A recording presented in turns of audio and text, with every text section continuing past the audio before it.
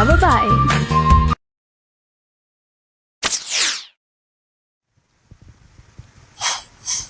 Welcome back sa ating programang #GTalks. Ito ang ating segment na Babae sa Babae. Once again, my name is VJ ang yung host tonight. At syempre, ang aking special guest, Miss Aliana Daniel Cusi. Aliana, G ka na ba? G na G. So dito sa ating Babae sa Babae, this is a fast talk. So let's hear about your opinion, insights. Okay. So dito walang maling sagot, no? Ready ka na ba? Ready na po. Okay, sige. So, top or bottom? Top. Black or white? White. Funny looks or serious looks? Funny looks. Singing or dancing? Singing po.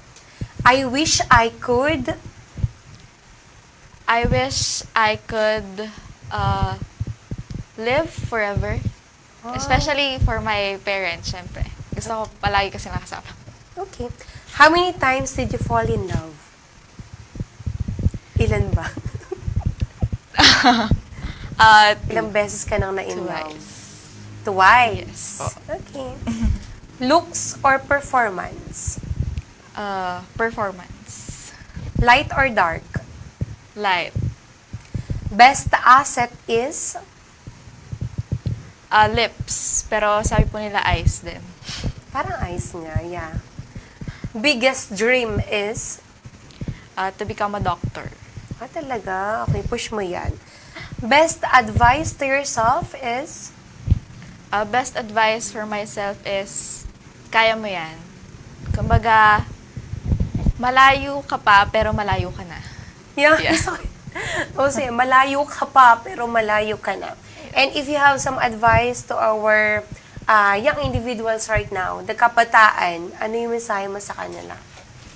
Siguro po yung may advice ko lang sa kanila, especially sa mga girls, just be yourself. Kasi nowadays, kumbaga, sa social media masyadong nadadala na tayo sa, kumbaga, in order to fit in, or para makasama, kailangan binabago natin yung sarili natin. So, advice ko lang is to just be yourself.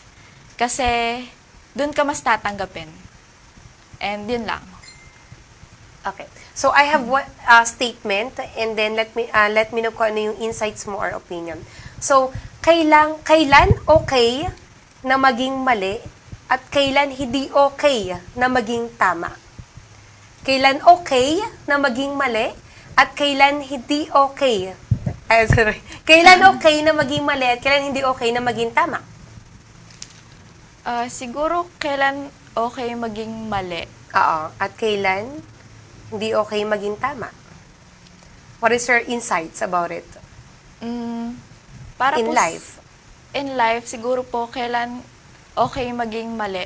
Especially kapag, kumbaga, may dalawang parang choices ka na kailangang piliin. Pero, at the same time, pareho naman siyang parang kailangan mong piliin or choice na Kasi you tama. need to give up something. Yes po, pero kailangan i-give up mo yung isa. Kumbaga, hindi siya mali. Kumbaga, meron lang kailangan kang mas i-prioritize. Yun po. So, tingin ko. At kailan naman mali na maging, kailan hindi okay na maging tama? Kailan hindi okay na maging tama? Kailan hindi okay na maging tama? Lalo na sa kabataan ngayon. Siguro po sa ngayon, kasi kadalasan sa mga kabataan, hindi naman lahat. Pero parang feeling natin, palaging tayo na yung tama. Tama. Okay, nice. So, kumbaga, hindi naman masama na i-voice out kung ano yung mga gusto nyong sabihin or yung mga nararamdaman nyo. Pero at the same time, kailangan din natin isipin in a wider aspect or kailangan magbukas din yung isipan natin na hindi sa lahat ng pagkakataon tama tayo. And kailangan matuto rin tayong makinig, especially sa mga nakakatanda sa atin. Dahil sila yung mas may alam and sila yung mas may experience sa nangyayari sa buhay. So, yun po. Tama. I like the answer. Actually, yun talaga.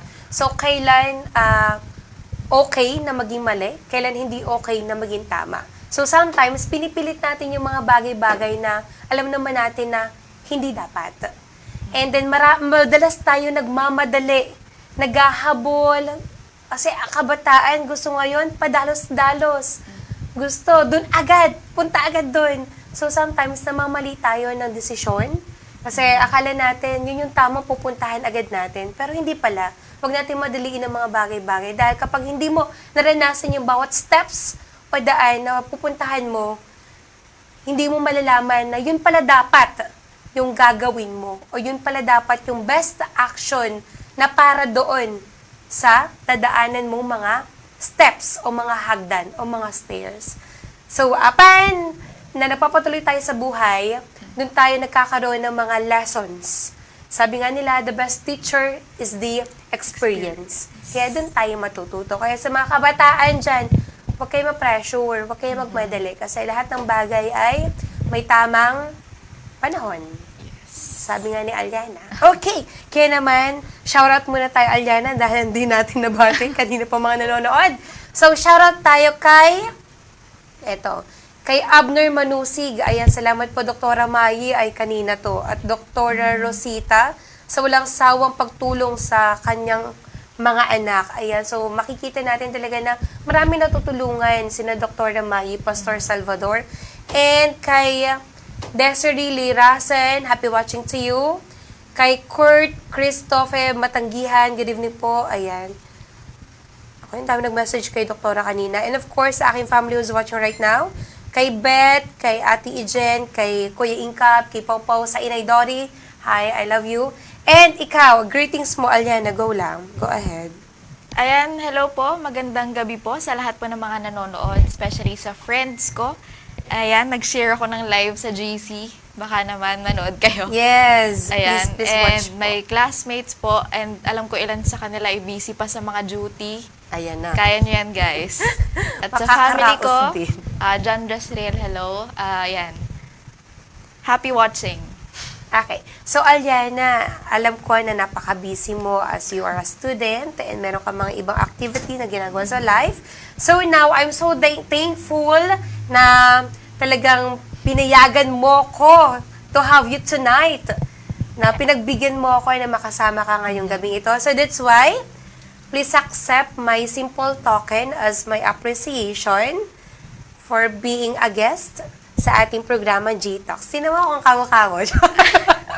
So, maraming salamat, Russell. Thank So, you that's po. yours. So, sana makita ko yan one day sa bahay mo, naka-display, kung sa kwarto mo man o kung saan mo pwedeng ilagay.